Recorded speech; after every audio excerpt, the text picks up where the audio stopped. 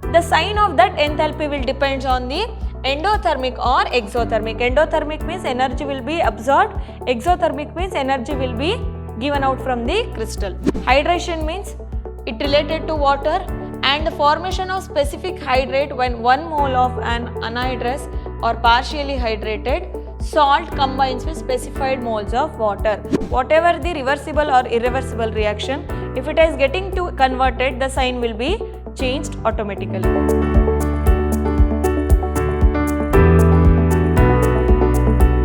Hello everyone, this is Harshita Bhavasar from Vidhyaashram PU College, Temple of Excellence.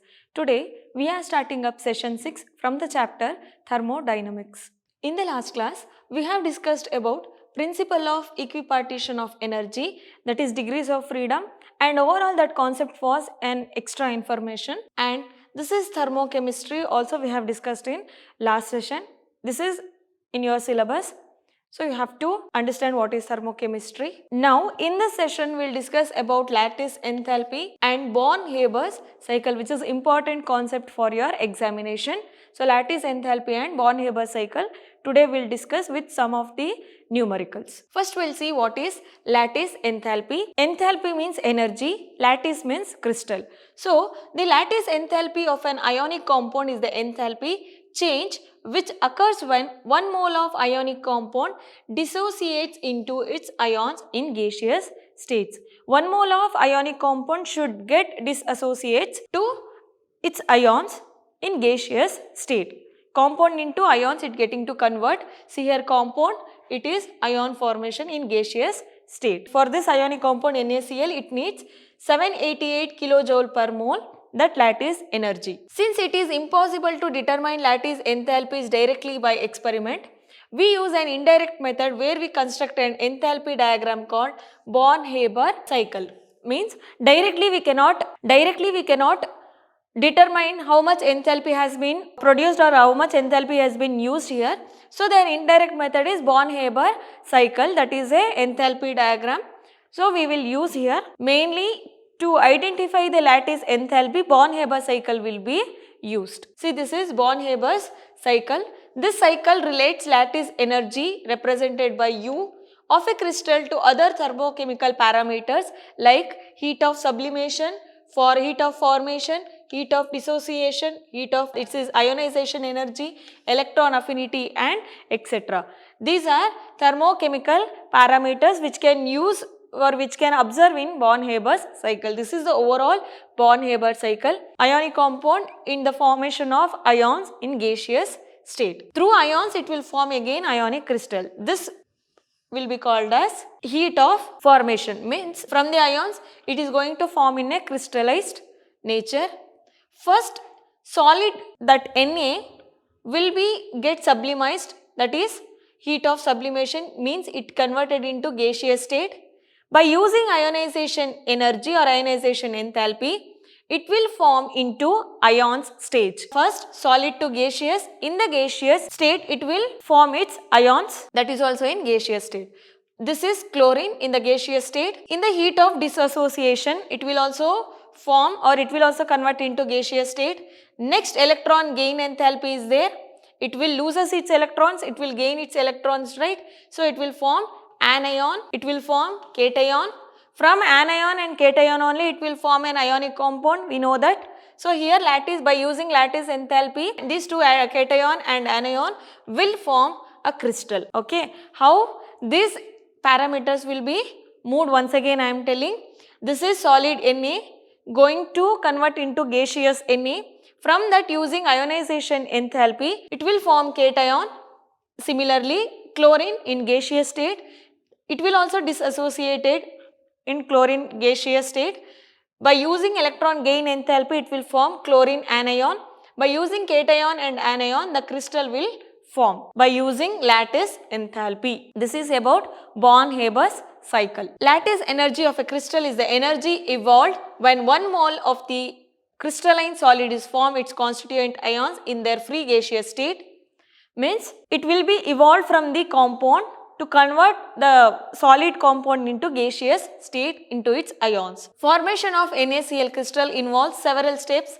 that is heat of formation of NaCl will be algebraic. Sum of all the energies termed involved in these steps. See here, by Hess law, it is also important law, heat of formation will be the sum of heat of sublimation, ionization energy or enthalpy, heat of dissociation, that is heat of gain enthalpy, electron gain enthalpy, and this is lattice enthalpy. The sum of all the types of thermodynamic parameters. Actual sign of enthalpy terms depends on the endothermic and exothermic nature in each step. Wherever the enthalpy have been seen, the sign of that enthalpy will depends on the endothermic or exothermic. Endothermic means energy will be absorbed, exothermic means energy will be given out from the crystal. Lattice enthalpy and electron gain enthalpy are generally negative.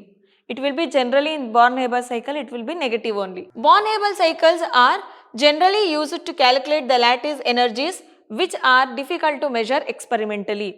Application of Born-Haber cycle is, in experimentally it is difficult to calculate the lattice energy.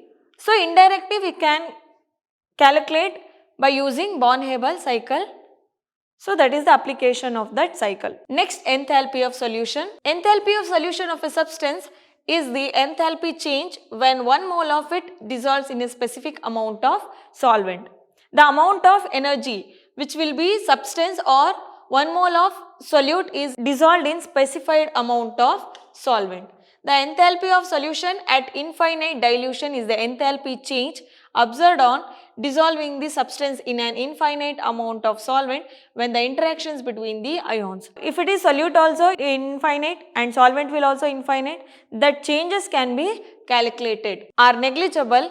This enthalpy of solution in water is determined by the selective values of the lattice enthalpy, enthalpy of hydration of ions as solution, lattice enthalpy of solution, this is lattice enthalpy and this is enthalpy of hydration. In water you have to find out by this formula, hydration energy. Next, enthalpy of dilution.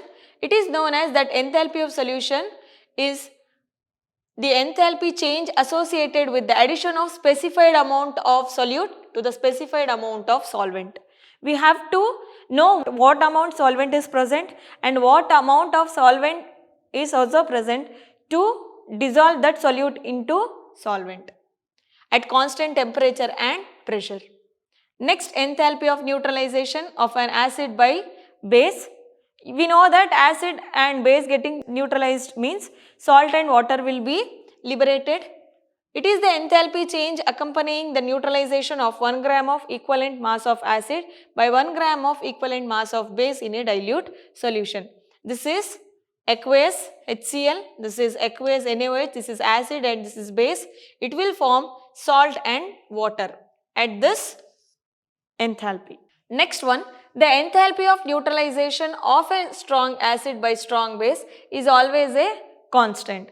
The enthalpy of neutralization means at a strong base and at a strong acid it is always a constant. A strong acid and strong base ionize completely in a dilute solution and the neutralization will simply involve the formation of 1 mole of water from 1 mole of aqueous H plus and 1 mole of aqueous OH minus. Means in the dilute solution it will give 1 mole and 1 mole equivalent, but it is a strong base and strong acid means it will give the constant values. In case of weak acid and a strong base or a weak base and a strong acid, neutralization, some amount of heat is used to ionize weak base or weak acid. Because the contradictory parts will be there, if it is weak base with strong acid or weak acid with strong base means some amount of energy will be used to ionize that ions. Hence, the energy released during the neutralization involving a weak acid or a weak base will generally be lower than that of a strong acid and strong base for neutralization. There are a few exceptions for this. For example, HCN, NaOH, it will give NaCN with water.